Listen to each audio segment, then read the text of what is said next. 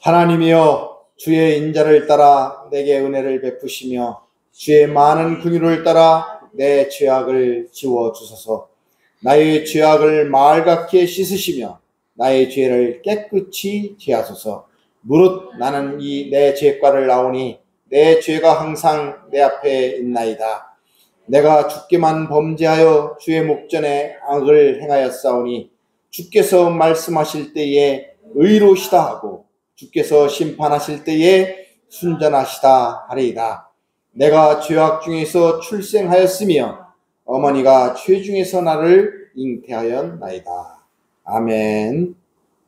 우리가 주일 말씀을 통해서 성경에 기록된 인물들을 우리가 살펴보고 있습니다.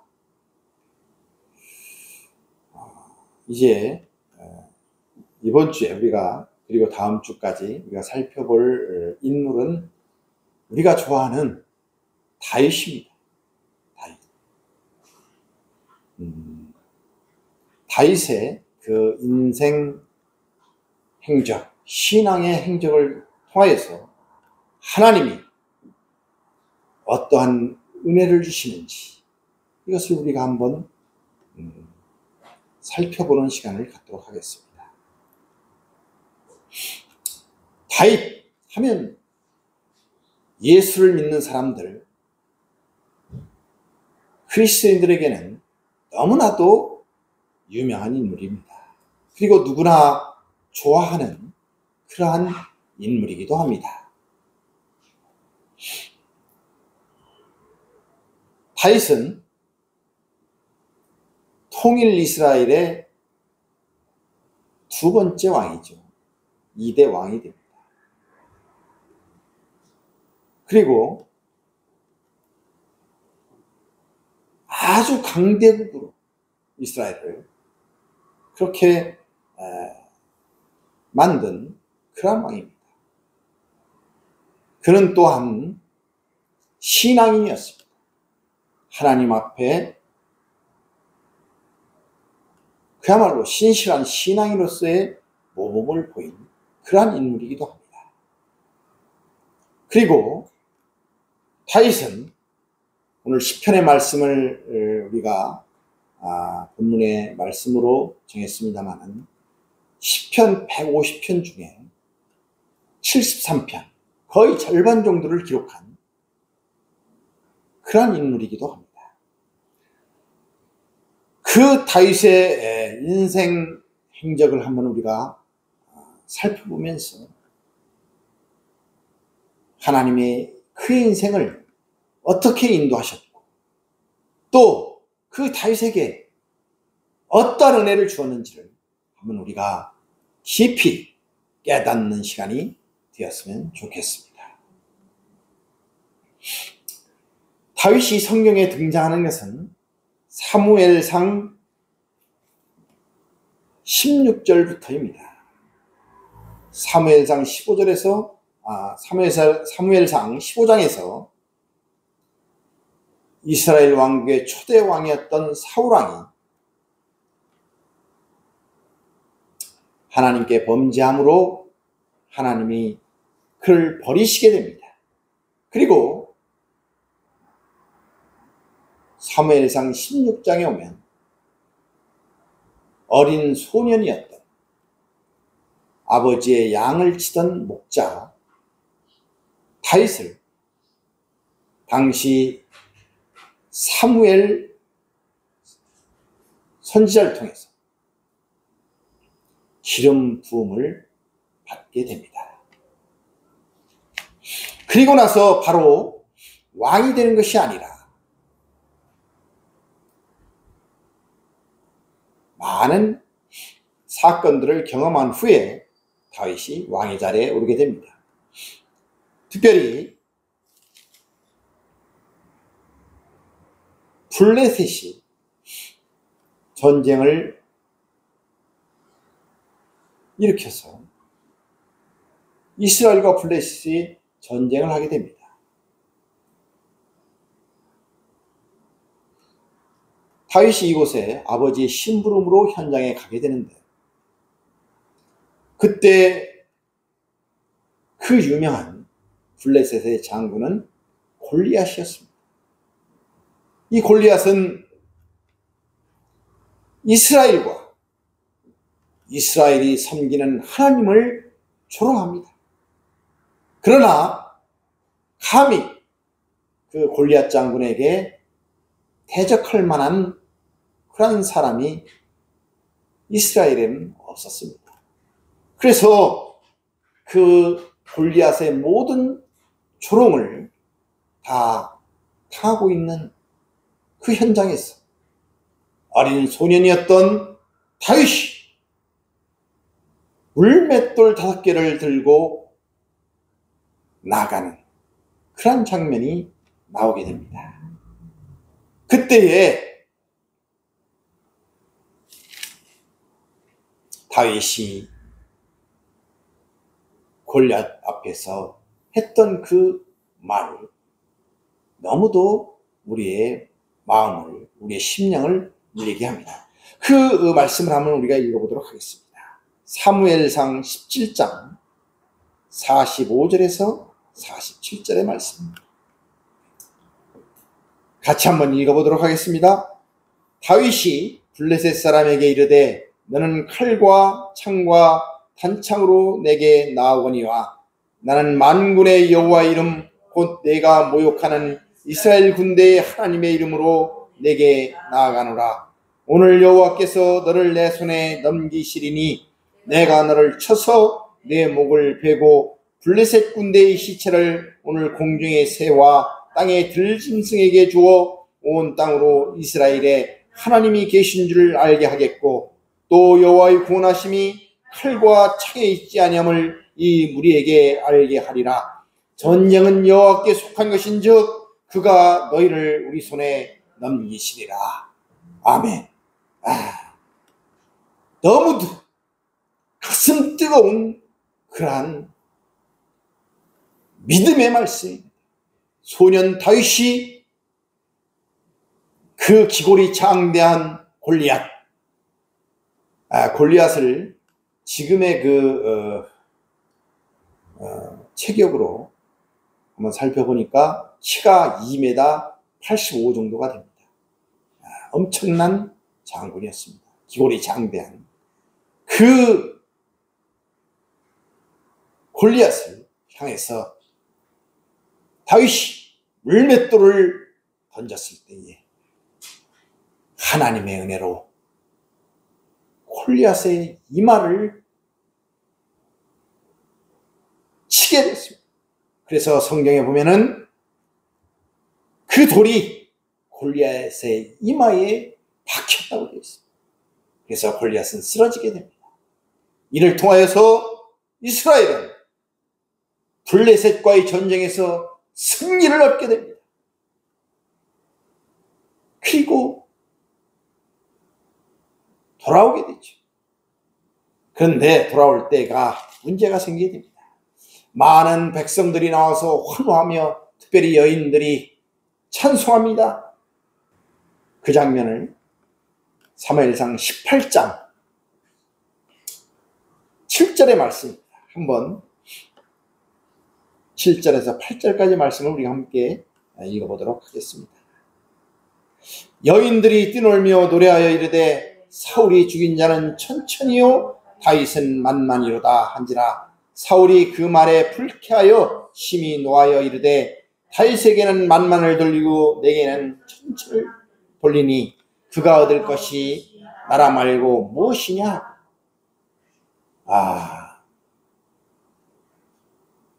블레셋과의 전쟁에서 골리앗을 쓰러뜨리고 돌아오게 되니까 백성들이 환호하며 노래하는데 그런데 그 노래가 문제가 됩니다. 사울이 죽인 자는 천천히요 다윗은 만만이로다.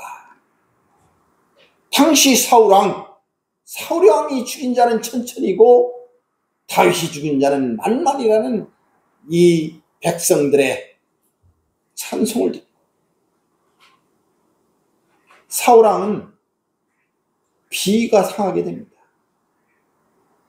야, 내가 왕인데 나는 천천만 돌리고 저 어린 다윗은 만만이라니. 그러면 그 다윗이 이제 얻을 것이 뭐냐? 이 나라밖에 없지 않느냐? 이렇게 시기하게 됩니다. 이때부터 다윗을 정적으로 여기게 됩니다. 다윗은 아무 잘못이 없어요. 나라와 민족이 블레셋과의 전쟁에서 백척간도에 있을 때에 물맷돌 5개를 들고 나가서 믿음으로 이스라엘 민족을 조롱하고 하나님을 조롱하는 골리앗을 쓰러뜨린 죄밖에 없는데, 이때부터 사울왕은 다윗을 죽이려고 합니다. 도망자 신세가 되는 다윗의 모습을 이때부터 우리는 보게 되는 것입니다. 다윗을 죽이기 위해서 자기 딸을 사울왕은 전쟁에서 이고 오면 죽겠노라고 그렇게 해서 죽이려고 하지만 오히려 다윗은 승리해서 돌아옵니다. 그래서 자기 딸 미가를 다윗에게 주게 됩니다. 이때부터 이제 장인과 사위 관계가 되어지죠. 그러나 사위임에도 불구하고 여전히 사울왕은 다윗을 죽이려고 합니다. 사울왕의 칼날에 다윗은 도망자 신세가 돼서 수없이 도망하게 됩니다. 그 중에서도 2번씩이나 다윗은 사울왕을 죽일 수 있는 기회가 있었습니다. 그럼에도 불구하고 다윗은 사울왕을 죽이지를 않습니다. 하나님이 기름 부음 받은 그 왕을 내가 죽일 수 없다 라고 하면서 사울왕을 죽이지를 않습니다.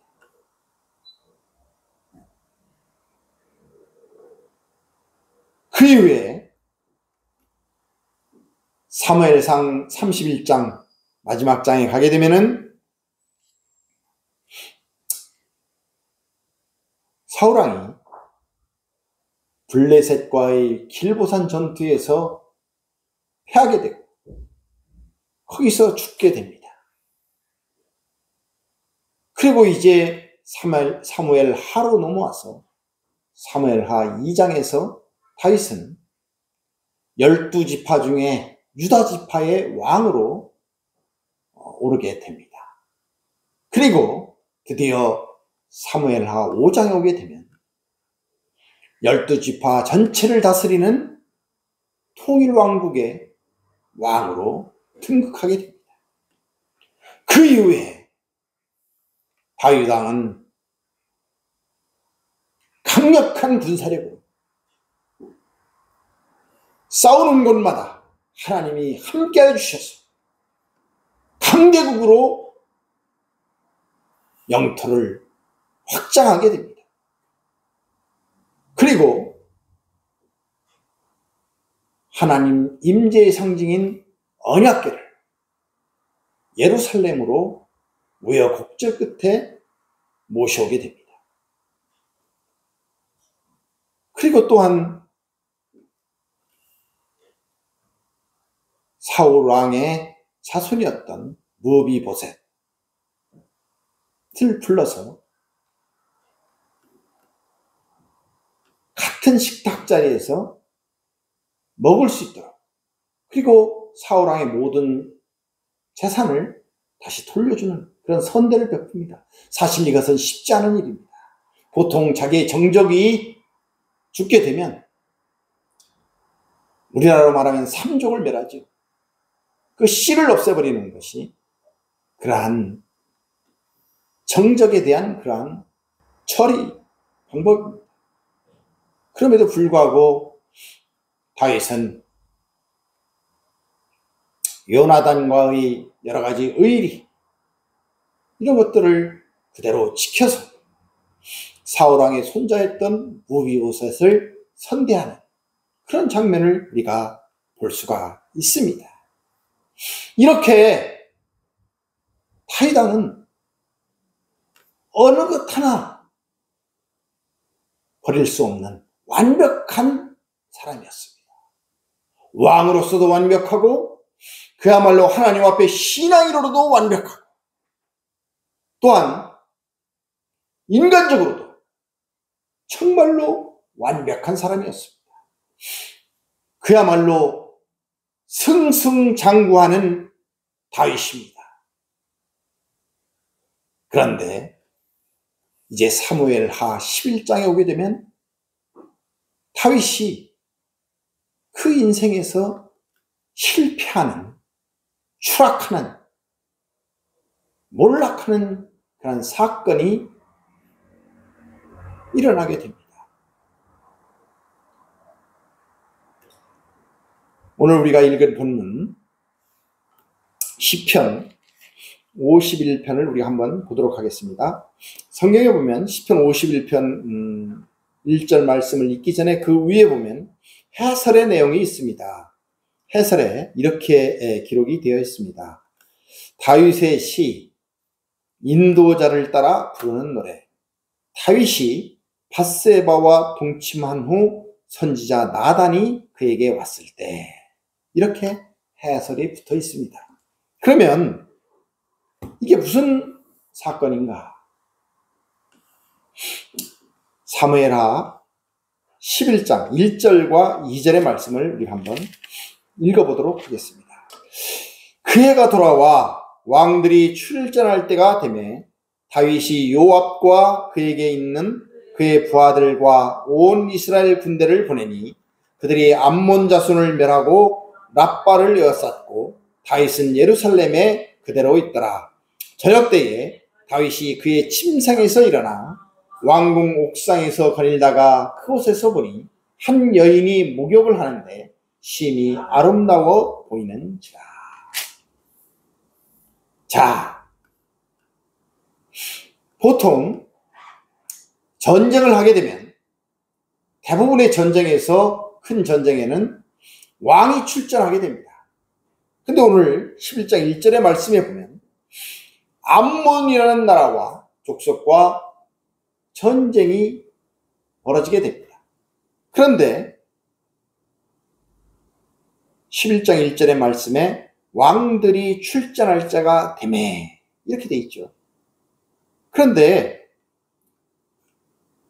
마지막 하반절에 보면 그들이 암몬 자손을 멸하고 랍바를 에워쌌고 다윗은 예루살렘에 그대로 있더라. 예루살렘에 그대로 있더라. 이렇게 기록하고 있습니다. 전쟁터에 다윗이 출전한 게 아니었습니다. 그대로 왕궁이 있던 예루살렘에 다윗 왕은 남게 되었습니다. 남아서 무엇을 했느냐? 다윗 왕이 2절에 보면 나타납니다. 저녁 때에 다윗이 그의 침상에서 일어나 왕궁 옥상에서 거닐다가, 이렇게 되어 있습니다. 저녁 때가 돼서 침상에서 일어났다. 아침에 일어난 게 아니죠. 그러면 저녁 때가 돼서 침상에 일어났다는 것은 오후에 낮잠을 즐겼다는 얘기죠.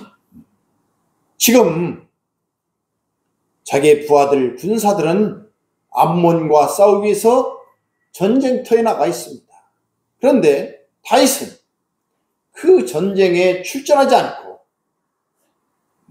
그대로 남아서 왕궁에서 오후에 취침에 들고 이제 저녁때가 돼서 일어나게 됩니다. 그리고 왕궁 옥상을 거닐게 됩니다.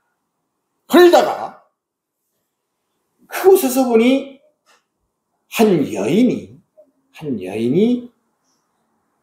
목욕을 하는 장면을 보게 됩니다. 근데 심히 아름다워 보였다고 되어 있습니다. 심히 아름다워 보였습니다. 그래서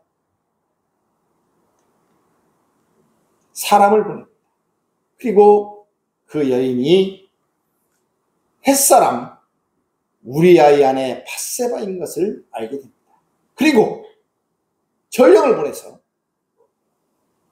데려오게 합니다. 그리고 나서 그 우리아의 아내 밧세바와 동침을 하게 됩니다.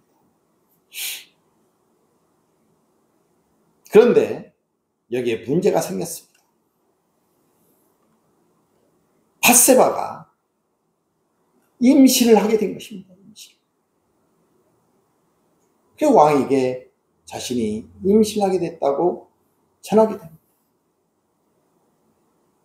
다윗은 이 소식을 듣고 잔꾀를 내게 됩니다. 잔꾀. 그래서 이때 우리아는 그 암몬과의 전쟁터에 나가 있습니다. 그 전쟁터에 나가 있는 우리아를 불러들입니다. 그리고 우리아에게 집으로 가라고 하죠. 그리고 왕이 음식물까지 하사합니다.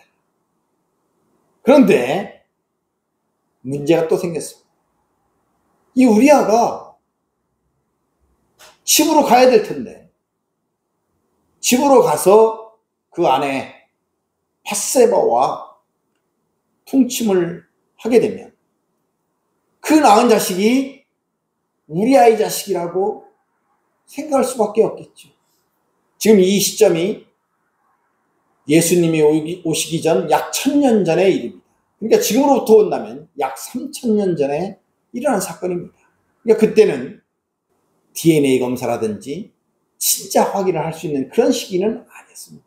그러니까 다윗은 잔꾀를 내서 우리아가 그 아내와 동침을 하게 되면 그 낳은 자식이 우리아의 자식인 걸 그렇게 하려는 그러한 속셈이었습니다.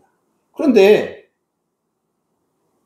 우리아가 집으로 가서 아내와 동침을 하지 않는 것입니다.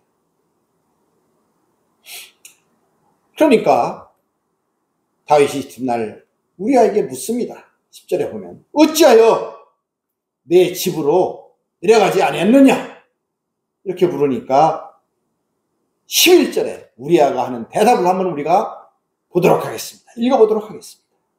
사무엘하 11장 11절의 말씀 한번 우리가 읽어보도록 하겠습니다. 우리아가 다윗에게 아뢰되 언약궤와 이스라엘과 유다가 야영 중에 있고 내 주 요압과 내 왕의 부하들이 바깥 들에 진치고 있거늘 내가 어찌 떼집으로 가서 먹고 마시고 내 처와 같이 자리일까? 내가 이 일을 행하지 아니하기로 왕의 살아계심과 왕의 혼의 살아계심을 두고 맹세하나이다 하니라. 지금 전쟁 중에 있어서 왕의 법궤가 전쟁터에 가 있고 또 내 상관들과 내 동료들이 전쟁터에서 지금 싸우고 있는데 어떻게 나 혼자 집에 가서 아내와 잠을 자겠습니까? 저는 절대로 그렇게 할 수 없습니다. 이야, 이런 충실이 어디 있겠습니까? 대단하지 않습니까? 이런 충성스러운 신하가 어디 있겠습니까? 그럼 어떻게 해야 될까요? 이 우리아를 대단한 충신을 보았구나. 그리고 많은 상을 내려도 부족할 터인데 다윗은 이거 큰일 났구나. 하루를 더 줍니다. 오늘 밤에는 꼭 가서 집에 가도록 해라. 그런데 우리아가 어떻게 했을까요? 그날도 집으로 안 가는 겁니다. 그러자 다윗은 이 우리아의 손에 편지를 써서 그때 그 총사령관격이었던 요압 장군에게 편지를 보내게 됩니다. 그 편지의 내용은 무엇이냐? 맹렬한 싸움에 이 우리아를 앞장서서 보내서 그리고 뒤로 빠져서 우리아를 죽이라는 것입니다. 편지를 받은 요압은 왕의 명령대로 우리아를 전쟁터 맹렬한 곳에 보냈고 뒤로 빠져서 요압을 죽였습니다. 이 충성스러운 신하를 그 아내를 간음한 것도 부족해서 충성스러운 이 신하 우리아를 살인교사, 살인한 것입니다. 그러나 다윗은 아무런 양심의 가책을 느끼지 않았습니다. 이때 당시 왕이라고 하면 이런 일쯤은 별 대수로운 일이 아니었던 것입니다. 그러나 하나님께서는 이 일을 그냥 두고 보시지만은 않았습니다. 사무엘하 11장 27절의 말씀 함께 우리가 읽어보도록 하겠습니다. 그 장례를 마침에 다윗이 사람을 보내 그를 왕궁으로 데려오니 그가 그의 아내가 되어 그에게 아들을 낳으니라. 다윗이 행한 그 일이 여호와 보시기에 악하였더라. 그 일이 하나님 보시기에 악하였다는 것입니다. 그래서 하나님께서는 12장으로 넘어가서 나단을 다윗에게 보내서 책망하는 그런 내용이 나옵니다. 이 말씀은 다음 주에 우리가 한번 또 살펴보기로 하겠습니다. 그동안 다윗은 완벽한 사람이었습니다. 승승장구하던 사람이었습니다. 어느 것 하나 다윗은 부족함이 없었습니다. 많은 사람들이 그를 흠모하기에, 그를 훌륭한 사람이라고 하기에 왕의 직분으로 보나 신앙으로 보나 인간적으로 보나 어느 하나도 손색이 없는 그런 인물이었습니다. 그러나 사무엘 11장에 와서 이 밧세바 사건에 이르러서 다윗은 추락하게 됩니다. 하나님은 그와 그동안 함께 하셔서 승승장구하게 하셨고 은혜를 베풀어서 그말로 완벽한 그의 일생을 살아오게 하셨는데 왜 여기서 밧세바 사건을 다윗에게 당하게 하셨어? 이렇게 다윗의 인생을 추락하게 하시는가? 그것이 궁금하지 않습니까? 오늘 우리가 읽은 본문의 말씀 시편 51편 5절의 말씀을 우리가 함께 보도록 하겠습니다. 내가 죄악 중에서 출생하였으며 어머니가 죄 중에서 나를 잉태하였나이다. 지금 이 시편 51편은 바로 그 밧세바 사건을 당하였을 때 나단이 찾아와서 하나님의 말씀을 전했을 때 그 책망을 받고 회개하며 쓴 그런 다윗의 시입니다. 그 중에서 5절의 말씀, 내가 죄악 중에서 출생하였으며 어머니가 죄 중에서 나를 잉태하였나이다. 이렇게 기록하고 있습니다. 이것은 자기는 그동안 정말 완벽한 하나님의 사람으로 살아왔다고 생각을 했습니다. 자부했습니다. 그런데 여기서 다윗은 인간은 선할 수가 없는 존재라는 것을 깨닫게 됩니다. 인간은 죄밖에는 저지를 수 없는 그런 인간인 것을 깨닫게 되는 것입니다. 인간은 인류의 첫 조상이요 인류의 대표자였던 아담이 죄를 범하고 타락한 그 이후로 그 죄성이 우리 인간 누구에게 출생하면서부터 누구나 다 가져오는 그 죄성으로 인해서 인간은 그 어느 누구도 선할 수 없고 의로울 수 없고 죄밖에 저지를 수 없는 죄인인 것을 깨닫게 된 것입니다. 인간은 죄를 범해서 죄인이 아니라 죄인이기 때문에, 본성이 죄인이기 때문에 죄를 범할 수 없는, 죄를 범할 수밖에 없는 존재임을 여기서 다윗은 깨닫고 있는 것입니다. 그리고 이제 시편 51편 16절 말씀을 우리가 한번 읽어보도록 하겠습니다. 주께서는 제사를 기뻐하지 아니하시나니 그렇지 아니하면 내가 드렸을 것이라. 주는 번제를 기뻐하지 아니하시나이다. 말씀 하나 더 보겠습니다. 시편 40편 말씀, 40편 6절의 말씀 우리가 한번 읽겠습니다.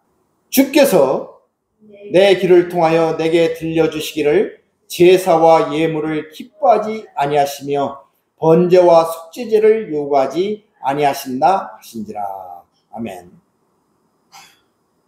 그런데 여기 보면은 하나님께서 제사와 예물을 기뻐하지 아니하신다, 이렇게 다윗에게 말씀하는 것을 우리가 볼 수 있습니다. 당시 구약의 이스라엘은 제사의 나라였습니다. 아침 저녁으로 제사를 드리고 1년에 한 번씩 전 국가와 민족을 위해서 제사를 드리고, 또 개인들은 작은 죄라도 지으면 이 제사를 통해서 그 죄를 용서받고는 했습니다. 그런데 지금 제사로 시작해서 제사로 끝나는 나라, 그것이 이스라엘인데 지금 하나님께서 제사와 예물을 기뻐하지 아니하신다라고 얘기하고 있는 것입니다. 그렇다면 다윗은 이제 이 죄를 용서받을 수 있는 길이 없다는 얘기입니다. 우리는 당황하게 됩니다. 그런데 이 시편 40편의 7절과 8절 말씀을 한번 우리가 같이 읽어보도록 하겠습니다. 그때에 내가 말하기를 내가 왔나이다. 나를 가리켜 기록한 것이 두루마리 책에 있나이다. 나의 하나님이여, 내가 주의 뜻 행하기를 즐기오니 주의 법이 나의 심중에 있나이다 하였나이다. 여기에서 그때에 내가 말하기를 할 때 이 나는 위에서 말하는 6절에서 말한 주께서 내 길을 통하여 내게 들려주시기를 하는 나와는 다른 주체입니다. 6절에서의 나는 다윗을 말하고 있습니다. 그러나 7절에서 갑자기 누군가가 개입해서 그때에 내가 말하기를 하는 이 나가 개입됩니다. 그럼 이 누군가가 누구인가? 그 실마리, 그 답을 신약의 히브리서에서 우리는 찾을 수가 있습니다. 히브리서 10장 5절에서 10절 말씀 우리가 한번 읽어보도록 하겠습니다. 그러므로 주께서 세상에 임하실 때 이르시되 하나님이 제사와 예물을 원하지 아니하시고 오직 나를 위하여 한 몸을 예비하셨도다. 번제와 속죄제는 기뻐하지 아니하시나니 이에 내가 말하기를 하나님이여 보시옵소서. 두루마리 책에 나를 가리켜 기록된 것과 같이 하나님의 뜻을 행하러 왔나이다 하셨느니라. 위에 말씀하시기를 주께서는 제사와 예물과 번제와 속죄제는 원하시지도 아니하고 기뻐하지도 아니하신다 하셨고 이는 다 율법을 따라 드리는 것이라. 그 위에 말씀하시기를 보시옵소서 내가 하나님의 뜻을 행하러 왔나이다 하셨으니 그 첫째 것을 폐하심은 둘째 것을 세우려 하심이라. 이 뜻을 따라 예수 그리스도의 몸을 단번에 들이심으로 말미암아 우리가 거룩함을 얻었노라. 아멘. 이 말씀을 통해서 여기에서 나가 바로 예수 그리스도인 것을 우리가 알 수가 있습니다. 그럼 이게 무슨 뜻인가? 제사와 예물을 통해서 우리의 죄를 사함받는 것은 본질적인 해결책이 아니라는 것입니다. 제사와 예물을 가지고는 우리의 죄 문제를 해결할 수가 없다는 것입니다. 그러면 무엇으로 우리의 이 죄 문제 이것을 해결할 수 있는가? 그것은 예수 그리스도뿐이라는 것입니다. 이것을 다윗이 깨달은 것입니다. 다윗이 밧세바 사건을 통해서 깨달은 것은 인간은 절대로 선을 행할 수 없는 존재. 인간은 근본적으로 죄성을 가지고 있는 존재로서 죄를 치를 수밖에 없는 그런 존재라는 것과 그리고 이 죄를 해결하는 것은 그 어떤 것으로 제사로도 어떤 종교적인 명분이나 종교 행위로도 해결할 수가 없고 그것은 오직 예수 그리스도만이 해결할 수 있다는 것을 이 다윗이 밧세바 사건을 통해서 깨닫게 되는 것입니다. 할렐루야! 이것은 우리에게도 마찬가지입니다. 우리는 흔히 다윗이 제사를 통해서 죄를 해결함 받을 수 있다고 생각한 것처럼 우리는 이런 예배라든가 아니면 새벽기도, 금식기도, 헌신, 봉사 이런 종교적인 우리의 행위를 통해서 우리 구원이 이루어지는 것처럼 그것들이 우리 구원의 조건처럼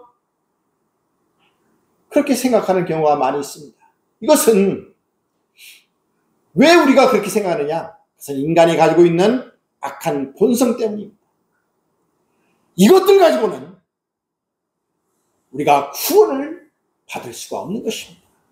우리의 구원은 오직 예수 그리스도로만이 가능한 것입니다. 할렐루야! 그렇다면은 하나님은 다윗이라는 인물의 그 인생 행적에서 그동안 완벽한 인생을 살아오던 다윗,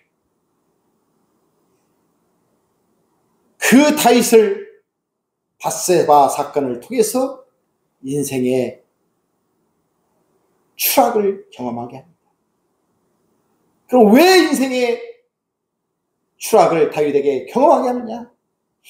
아마 다윗이 아주 악하고 사람들이 보기에 아주 잔혹한 그러한 인물이었다면 이러한 밧세바 사건이 났을 때도 당연히 뭐 그런 사람이니까 그러리라 했을 것입니다.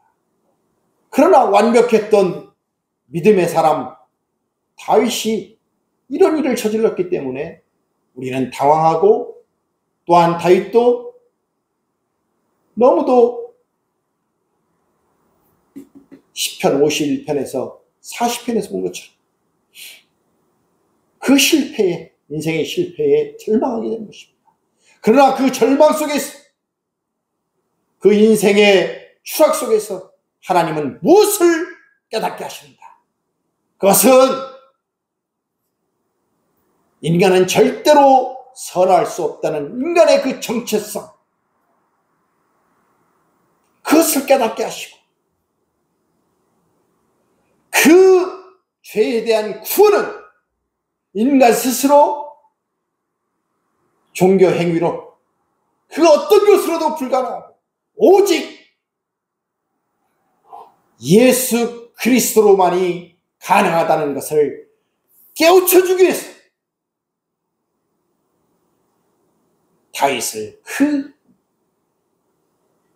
실패의 자리, 추락의 자리로 하나님께서 인도한 것입니다. 그렇다면 이 다윗의 실패가, 이 다윗의 추락이 하나님이 가장 소중한 복을 주시기 위한 그러한 통로로, 그러한 사건으로 인도하고 있음을 우리는 알 수가 있습니다. 이 말씀 속에서 우리가 다시 한번 인간은 누구인가, 어떤 존재인가, 죄밖에 지을 수 없는 존재요, 선을 행할 수 없는 존재라는 것, 이것을 깨닫는 역사가 있기를 바랍니다. 또한 그 모든 인간의 추악한 죄악에서, 죄의 본성에서 구원할 수 있는 것은, 구원받을 수 있는 것은 오직 예수 그리스도를 믿는 믿음으로만 가능하다는 것을 깨닫는 은혜가 있기를 주님의 이름으로 축복드립니다.